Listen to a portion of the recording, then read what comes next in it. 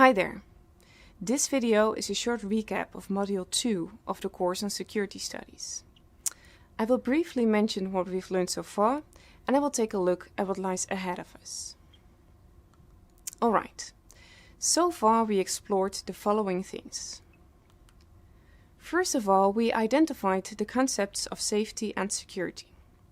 We learned that both are about threats to values we wish to protect. However, they differ in the nature of the threat.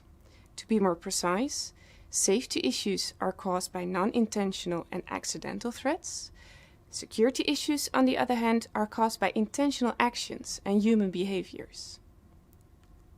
Second, we explored what issues are actually considered a security issue. We concluded that security issues depend on the historical and cultural context.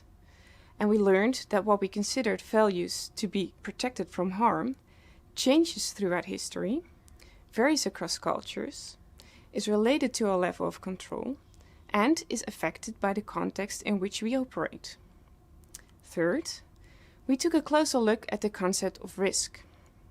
We looked at risk management as the dominant paradigm for dealing with risk in modern societies. We also stumbled upon some criticism on the idea that risks can actually be calculated and managed. And this brought us to the social constructionist approach to risk.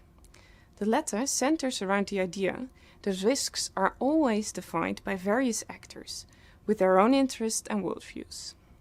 Therefore, multiple interpretation and qualifications of risks exist. Next module, we will continue to explore relevant concepts in the field of security studies. We will introduce two perspectives, a multi-actor and a multi-level perspective. These will enable you to detect a multiplicity of actors and governance levels in the security domain. We will also introduce three basic steps to analyze security issues: explore, understand, and do. All of this will prepare us to analyze real-world security cases later on in this course. In fact, in Module 4 we will unravel the following three cases together.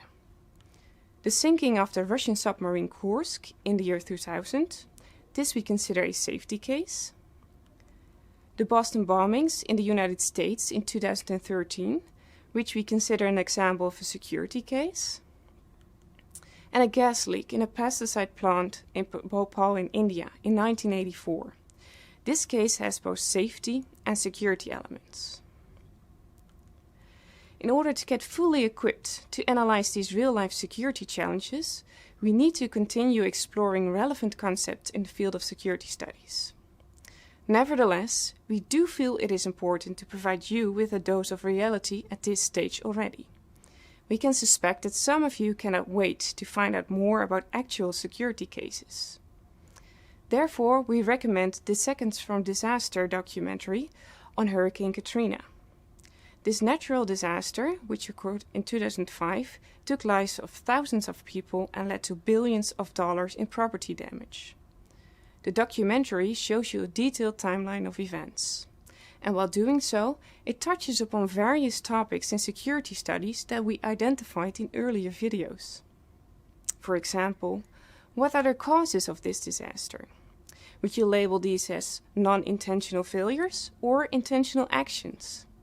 And what does your answer mean in terms of safety and security?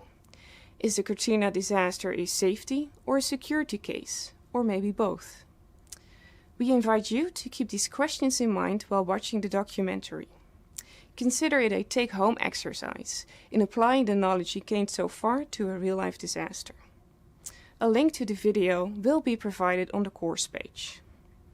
For now, I thank you for completing the second module of the course on security studies. See you back next time.